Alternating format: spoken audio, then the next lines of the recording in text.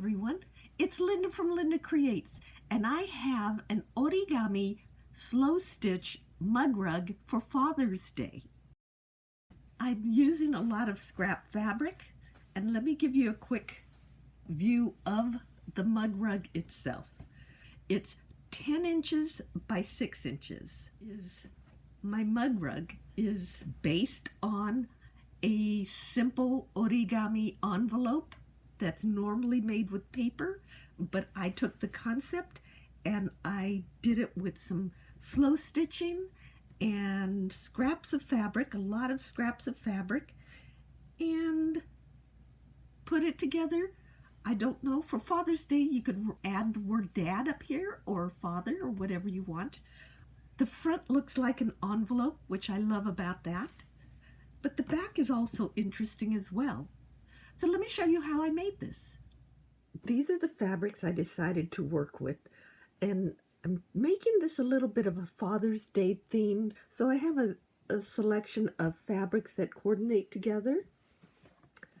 I also have a piece of neutral fabric that is cut to 16 inches square, so 16 wide, 16 long. And then the last piece I cut is some batting that I was in a thrift pile that I had, and it is exactly the size I needed, which is 10 inches wide by 6 inches long. The thing is going to be that when I make this, that's going to be the finished part. And now I'm going to be cutting these pieces, but I kind of have it in my mind already how I'm going to do this. I have it and all the measurements drawn out on my website. If you want to take a look at that, after you watch this, you can see how I made it. And again, I have the measurements on my website. If you want, I suggest you do whatever you want, however you want it, once you see how it works, and then you'll have a lot of fun with this. So let me go ahead and start trimming these pieces out to the sizes that I need. And what I'm trying to do is also large prints and smaller prints, mix them up. This is a nice piece of linen. Here's something interesting I came across, is that when you're working with remnants, you have to pay attention to an extra thing, is that if you look at this plaid, and it's a cut piece, it's an offcut from something, but you look at it like a plaid, but you have to pay attention to the fabric grain as well, which way it was woven, because if you study it, turns out it's actually supposed to be a diagonal like this. Just kind of watch it when you're working with scraps. You pay attention because there is a difference. So I need to cut a piece of this to get a nice straight grain. And the only reason I know what sizes I need is because I did a mock-up testing to see what I would need. You can wing it. I have a little bit of this color.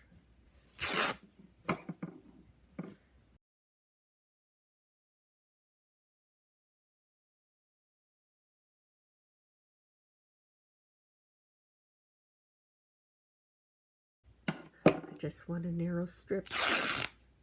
Let me pull back. And I can always add more pieces as I go.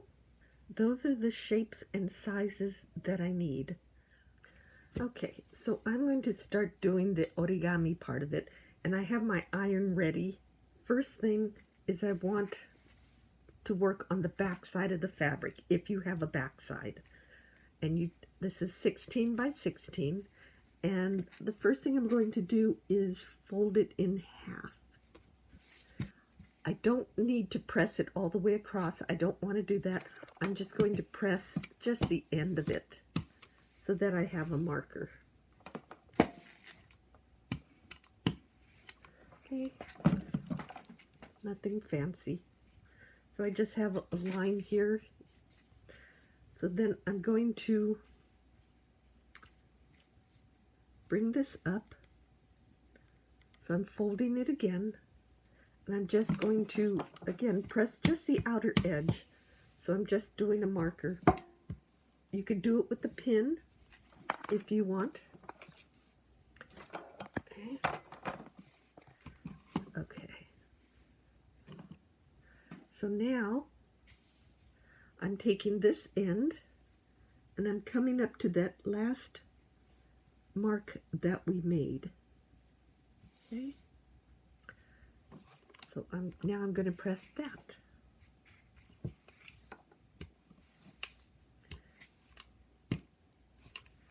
I'm going to turn this down. Okay.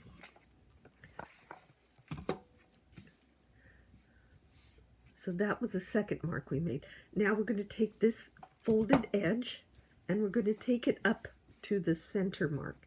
This is probably the most confusing part of this whole fold, is how you have the center mark, you have another, this is, I guess, is a quarter mark, but they're just marks. You don't want to iron those. When you fold up the bottom edge to the quarter mark, that's when you want to do an iron. Okay, so now you take that edge and you take it up to the half mark. And now you could iron this bottom edge. So now what you do on this corner, you want to take that and you want to do a 45-degree fold. This edge would be aligned and this should be a vertical line. And you want to press that. Okay. And you repeat it on this side. Again, do a nice crisp fold.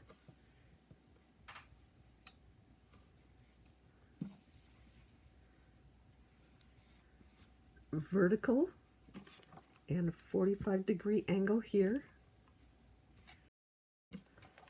Okay.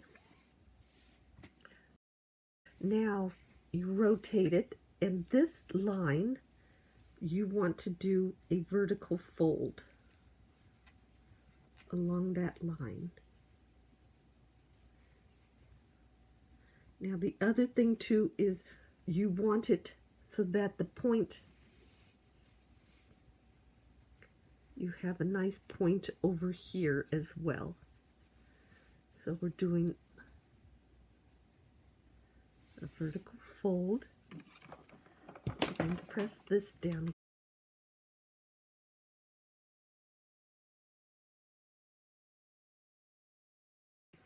Okay. Then repeat the same thing on this side.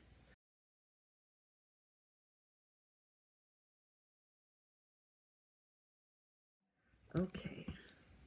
So now what you want to do is find the center mark, and so you fold it in half. And again, this is just a mark, so you don't want it to be a whole vertical press. You just want to mark that point. You open it up so you have that point right there. So now you want to fold that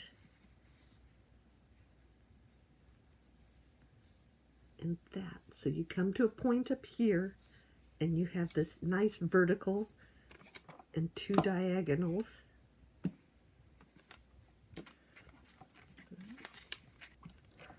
Okay. And now along this edge we want to do another fold downwards. Actually, this tucks in now like an envelope, so we have our envelope forming. We want to do a nice press once it's in there, so just want to make sure everything sits flat.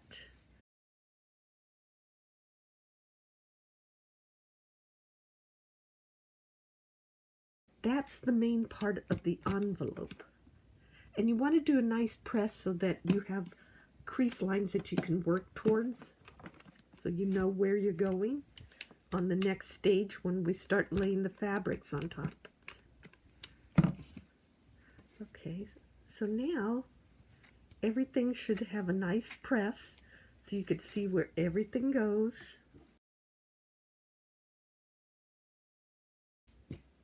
And now you see your envelope on the back side. Okay,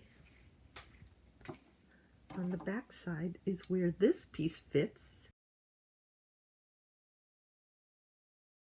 We're going to do a lot of tacking stitches so that it doesn't move about. I could turn it over now. So that's where the main part of it. Let me turn off my iron and I'll be right back. So now I have my base fabric here.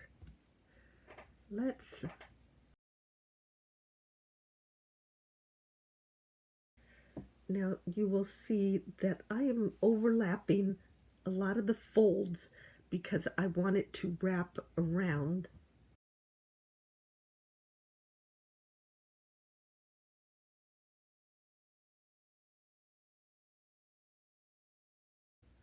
And sometimes there's little pieces that don't make sense until you fold it up and see how it fits. So again, I don't like the visual of this line lining up with this up here. So I'm going to, I can move it over. I need to explain too that determining where things go and where it wraps around to the backside, I had to play with it a little bit to see what would work and what wouldn't. I suggest that you pin everything in place or do a little stitch, running stitch, hold everything in place, and then look at it, fold it up again and take a look to see if everything's where you want it. Because it does, once it wraps, it does look very different. A couple things I want to point out design-wise is that there are tiny prints that fill up a lot of space, and then I contrasted that with more open, wider fabrics, so there's more air in there. And then these contrasting fabrics here, the orange in this is opposite blue on the color wheel, so they are complementary colors, so it helps to know your color wheel and where to put things. I'm going to do a running stitch to hold everything in place so that I can take a look at it. So I'm just slow stitching everything on. I'm using some red thread that it's going to be removed later, so I want it to be big loose stitches. I'm just making sure everything gets tacked down. Before you start any detailed slow stitching, pieces are in the right place when it folds up. I have everything basted down, including the padding on the back. And now comes the time that I could see how everything went.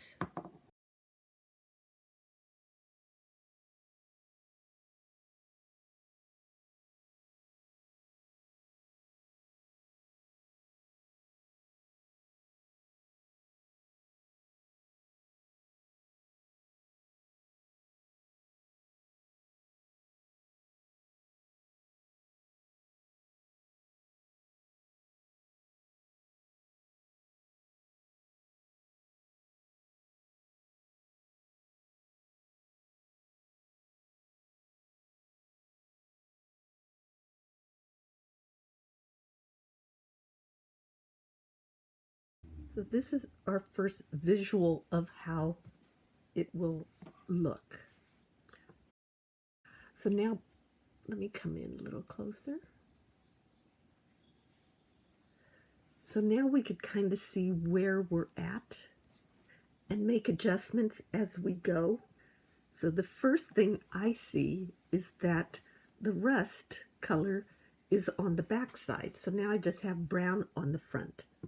Don't know if I like that. And because it's only basted, I could always cut that thread and turn it and do something different.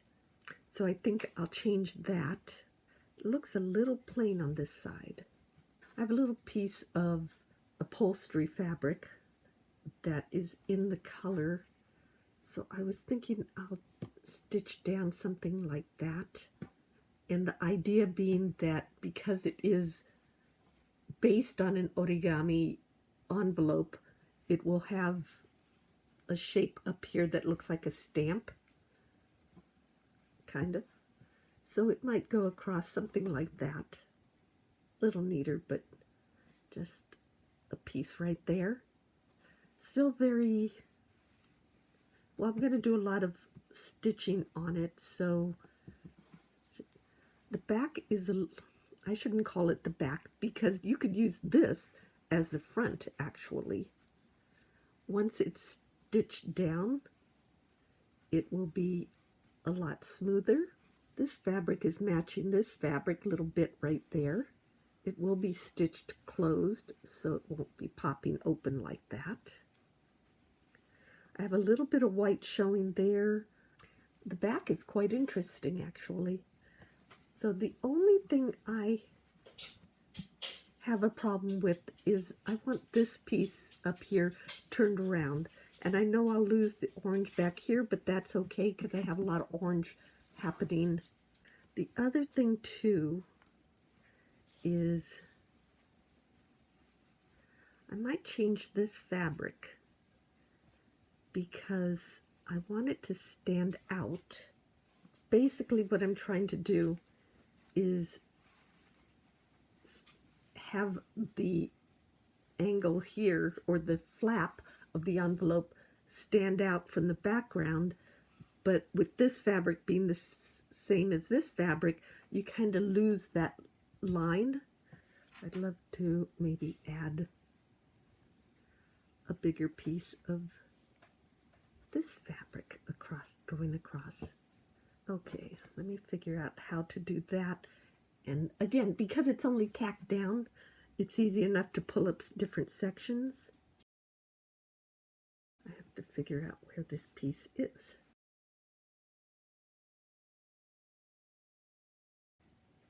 Okay, so it's right along this edge.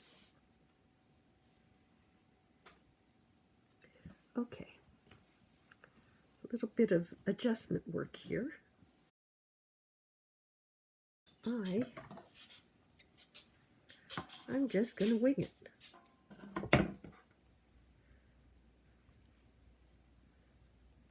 And this is a nice part about doing the trial and error, is that you could see where you want things to go. And actually, I don't even need a lot of the fabric on this side. It's just kind of making it thicker. Okay. So let's cut.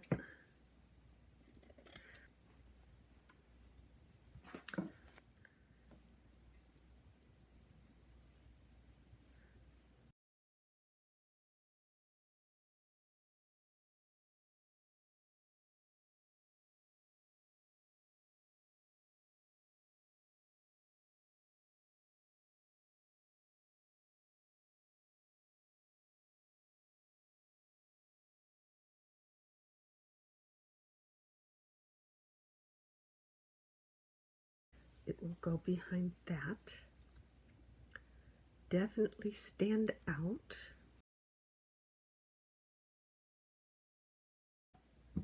This piece, I can also see it bigger.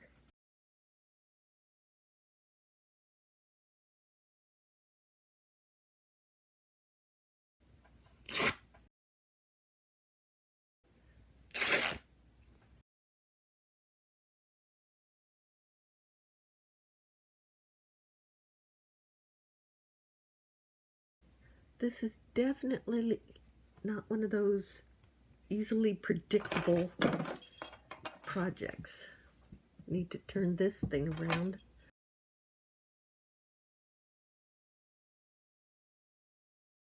This is why you want to stitch it very loosely.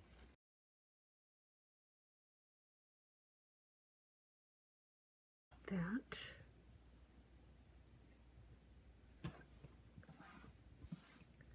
Before I do a lot more of the base stitching, I'm going to do some folding. Just roughly. That definitely defines this line. Okay, so I obviously put this piece on wrong. More adjusting, people. First off, big mistake I made. I put this on the wrong side, or the bottom when it should have gone to the top. This piece, I did not like how it made such a straight line across the bottom here.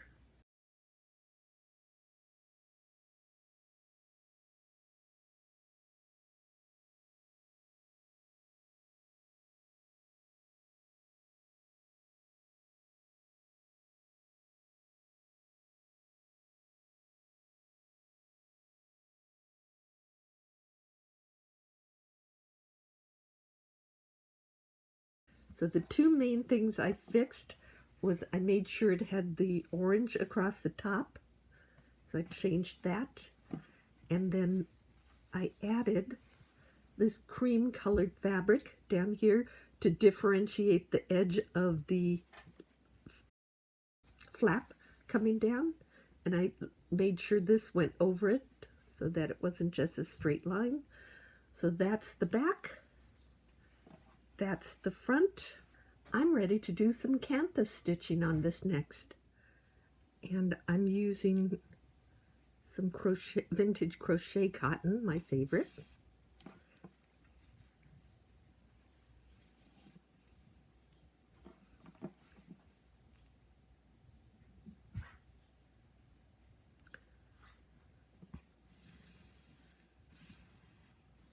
So my plan is to do some canthus stitching all over this, but somewhat selectively, so there isn't, it's not just all stitched or all covered in cantha. It'll be, I'll do it according to areas that I want to add it as a decorative touch. So relaxing just doing this. But it sounds like it's lunchtime for my, lunchtime for my girl. So I'll be back in a bit. So I'm stitching away here, and I've kind of started from the center, working my way outwards, just so it doesn't bunch up. And I did some canthus stitching here, and I did some vertical stitching here. And I'm just kind of going in this direction now, and just kind of working my way around, but I wanted to share what I've done so far. This is truly the slow stitching part. It's taking more time and just working my way around.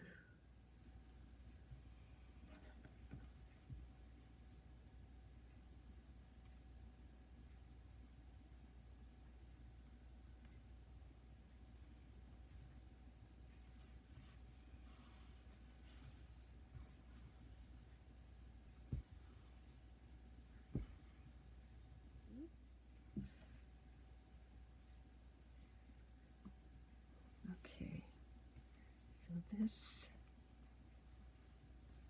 this, yes, the only part that's going to show is that little corner. Okay, so I'm not going to do a whole bunch of canthus stitching here because just this corner is going to show, but I do need to stitch down everything. So maybe I'll do a stitch similar to this one, which are these little vertical stitches.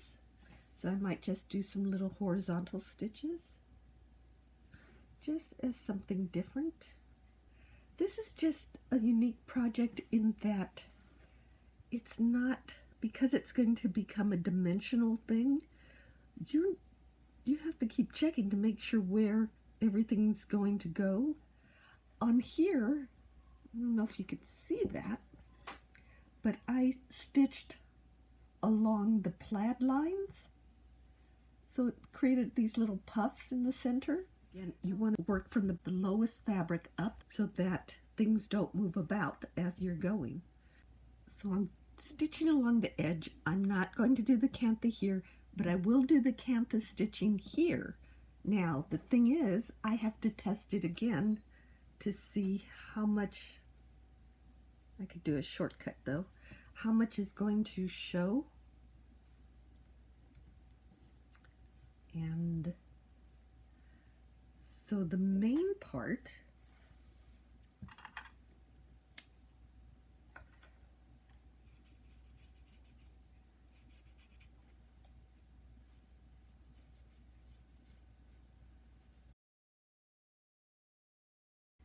I'm determining what part I need to do a lot of the cantha stitching. And interestingly enough, it's only this little triangle piece. I'm not going to do it all over here. Again, it'll add so much bulk and will never be seen. And all the cantha will be done here, all the pretty stitching. So let me, it's just kind of a thinking process. What will show, what is necessary. Don't do a whole bunch of stitching that isn't necessary unless you want to. Okay, so I finished the stitching and I have it clipped right now just to check to see. This part without the clips is going to go in there. So everything is fitting and covered. The only thing, two things, I need to stitch this down now that I have placement correct. I kind of feel like it needs a shape here, sort of a label, like a post, because this is an envelope. But I'm going to wait because I can add that later, and I'm not sure what shape I want.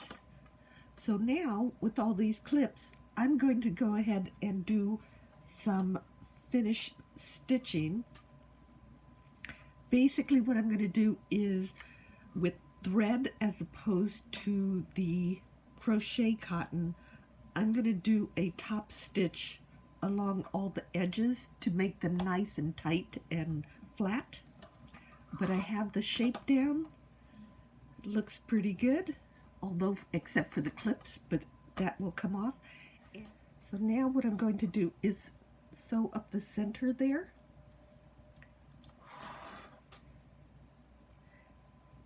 I'm trying not to go through the bottom of it. Let me do this. I'm going to put this in here so that as I sew, I don't stitch through to the front of the piece. I have that closed. I can take that off. So now I have that point.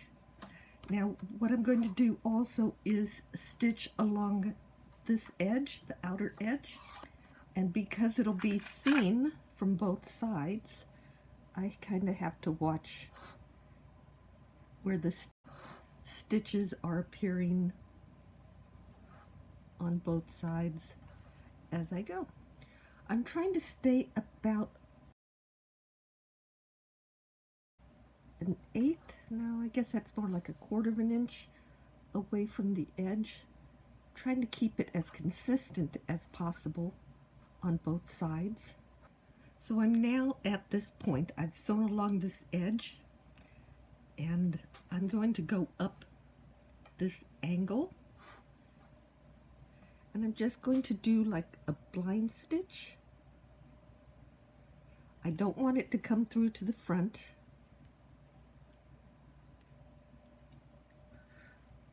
So I'm just catching a little bit of the fabric behind it, the layer behind it, and I've stitched these seams together, or these edges. I'm going to now top stitch around the point of the envelope, and the only other edge to stitch is right along here because this is going to tuck under it. So I'm just going to do a neat little top stitch across it. I'm going to stitch down here closed so it stays completely closed. I love the way it looks like an envelope, and it is a great size for a mug rug. Okay, let me go. I can't finish it off until I find a label or make a label or something a label. Let me go do that. I use Wonder Under to add this label on here. I haven't written anything on it yet. It's just when I'm ready to do that.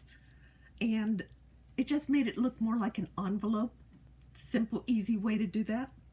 It's a fun project. It takes a little bit of time to get all the embellishment pieces to cover everything. If you check out my website, LyndaCreates.com, that's Lynda with the Y, L-Y-N-D-A, I have a layout of what the sizes and placements of everything that I used on this one. So it'll give you a starting point and you can kind of see where everything else goes. Please do check that out. And if you like this video and other slow stitching, crafting videos, please like and subscribe and hit that bell for notification when I upload new videos. And please comment and share this video. It really helps my channel out. And just to let you know, again, I'm now posting on Mondays at 11 a.m. Pacific Daylight Savings Time. I hope you enjoyed this mug rug, and it's a great Father's Day gift idea. And you could change it up and you could do all kinds of different themes. All the edges are nice and clean, and you can actually leave it open and put stuff in it if you want, or you can stitch it closed. Thank you so much for watching, and I will see you in my next video.